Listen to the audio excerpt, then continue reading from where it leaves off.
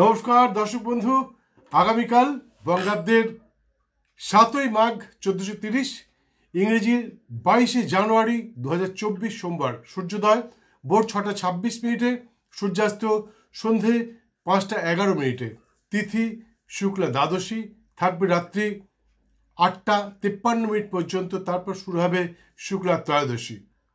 কালবেলা সকাল 7টা 47 মিনিট থেকে বেলা 9টা 7 মিনিটের মধ্যে, বারবেলা দুপুর 2টো 30 মিনিট থেকে বিকেল 3টে 41 মিনিটের মধ্যে, এবং কাল রাত্রি 10টা 9 মিনিট থেকে রাত্রি 11টা 49 মিনিটের মধ্যে থাকবে কাল রাত্রি। আগামীকাল সূর্যোদয় থেকে রাত্রি 8টা 53 মিনিট পর্যন্ত যোগিনী থাকবেন নৈঋত করে, তারপর চলে যাবেন দক্ষিণ দিকে। আগামীকাল যারা শুভ কর্মানুষ্ঠান করতে চান তাদের উদ্দেশ্যে বলছি, আগামীকালের শুভক্ষণে গাত্রহরিদ্রা, আবরাণ্য, নিষ্কামন, নামকরণ, চূড়াকরণ, কর্ণভেদ, গৃহারম্ভ, গৃহপ্রবেশ, দীক্ষাদান, দীক্ষাগ্রহণ, নবসজ্জা উপভোগ, রত্নধারণ, দেবতা গঠন, বিষ্ণু প্রতিষ্ঠা, শিব প্রতিষ্ঠা, নৌকা গঠন, নৌকা চালন, পুণ্যাহ, ক্রয় বিক্রয়, বাণিজ্য আরম্ভ, ঔষধকরণ, ঔষধ সেবন, নবান্ন, কারখানা আরম্ভ, শিল্প আরম্ভ, নাট্য আরম্ভ, ধান্য স্থাপন, ধান্য বৃদ্ধিদান, ধান্য নিষ্কামন, বীজ বপন, বৃক্ষাদি রোপণ, গবাদি পশু ক্রয় বিক্রয়, বাহন ক্রয় বিক্রয়, শান্তি সস্থান, কুমারী নাসিকা বেদন, কম্পিউটার নির্মাণ, কম্পিউটার চালন, গৃহারম্ভ, গৃহপ্রবেশ, গৃহ নির্মাণ ইত্যাদি কর্মানুষ্ঠান করতে পারেন। আশা করি অবশ্যই সফল হবেন।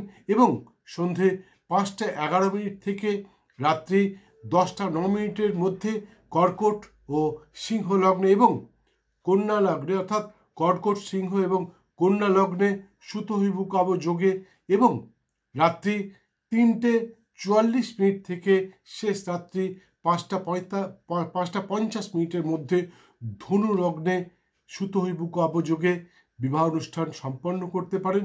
আশা করি নবদম্পতি অবশ্যই সুখী হবে। দর্শক বন্ধু, আমি জানি আপনারা আমার ভিডিও দেখেন, সাবস্ক্রাইব করেন, শেয়ার করেন, লাইক করেন, কিন্তু অনেকেই বেল আইকনটা বাজাতে ভুলে যান। তাই আমি সকলকে অনুরোধ করবো, ভিডিওটি দেখতে দেখতে বেল আইকনটা বাজিয়ে দেবেন। তাহলে কি হবে, আমার চ্যানেলে সম্প্রচারিত 900টারও বেশি ভিডিওর মাধ্যমে আপনার জীবনের নানা রকম জ্যোতিষতন্ত্র, বাস্তুজনিত নানা সমস্যার সমাধান খুঁজে পাবেন। একটা কথা বন্ধু, আমি সর্বপ্রথম বলে থাকি নির্দিষ্ট দিনে জন্ম শিশুটির রাশি, নক্ষত্র, বর্ণ, গণ ইত্যাদি। যারা দেখছেন তারা তো এক্ষুনি জানতে পারবেন আগামীকাল জন্ম শিশুটি কখন জন্মালে, আগামীকাল যে শিশুটি জন্মাবে সে কখন জন্মালে তার কি রাশি, কি নক্ষত্র, কি বর্ণ, কি গণ ইত্যাদি হবে। অর্থাৎ জ্যোতিষের প্রাইমারি মন্তব্যটা আপনি এক্ষুনি জানতে পেরে যাবেন যারা আজকে জন্মাবে। কিন্তু যারা বিগত দিনে জন্মে গেছে, 2 বছর, 5 বছর, 10 বছর, 20 বছর আগে, বা আপনি নিজে আপনার নিজের রাশি ইত্যাদি জানেন না, তাহলে আপনি স্ক্রিনে দেওয়া নাম্বারে আমাকে একটি ফোন করুন। আপনাকে 1 পয়সাও দিতে হবে না। আমি বলছি, আপনি দেবেন শুধু আপনার জন্মের দিন, তারিখ, মাস, বছর, স্থান এবং সঠিক সময় বৃত্তান্ত। আমি আপনাকে বলে দেবো আপনার কি রাশি, কি নক্ষত্র ইত্যাদি। বন্ধু, জ্যোতিষের মন্তব্য শুনুন, এবং আমি আশা করি যদি আপনি জ্যোতিষের মন্তব্য শুনে প্রতিটি পদক্ষেপ করেন তাহলে সর্বক্ষেত্রে জয়ী হবেন, এতে কোনো সন্দেহ নেই। প্রাচীনকালে রাজা, জমিদার ইত্যাদিগণ একজন জ্যোতিষকে, বিদগ্ধ জ্যোতিষকে সপরিবারে ভরণ পোষণ করতেন, কারণ তার প্রতিটি মতামত নিয়ে তারা সমস্ত কাজ করতেন। আজকের দিনেও বুদ্ধিমান ব্যক্তিরা জ্যোতিষের পরামর্শ নিয়ে তারপরেই পদক্ষেপ করেন এবং সর্বক্ষেত্রে সফল হন। যাই হোক, আগামীকাল সূর্যোদয় থেকে বিকেল 4টে 23 মিনিটের মধ্যে যে সমস্ত শিশু সন্তানের জন্ম হবে তাদের হবে বৃষ রাশি, বৈশ্য বর্ণ, মৃগশিরা নক্ষত্র, দেবগণ, সর্পজনী, এবং বিংশোত্তরী মতে তাদের জন্ম হবে মঙ্গলের মহাদশায়, এবং এদের নামের অধ্যক্ষর হবে হর্ষৌ, ব, হর্ষই, এ অথবা ড দিয়ে।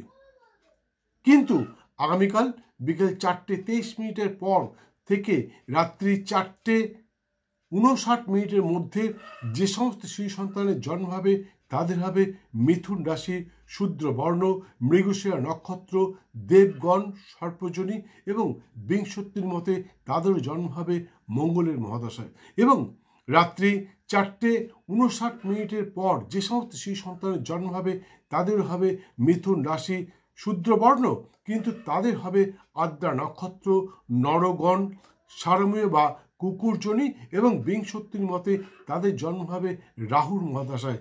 এবং এদের নামের অদ্যাক্ষর হবে ক, ছ, ম অথবা উ দিয়ে। ভিডিওটি সম্পূর্ণ দেখার জন্য অসংখ্য ধন্যবাদ। ভালো লাগলে একটি লাইক দিয়ে বেল আইকনটি বাজিয়ে দিয়ে সঙ্গে থাকুন।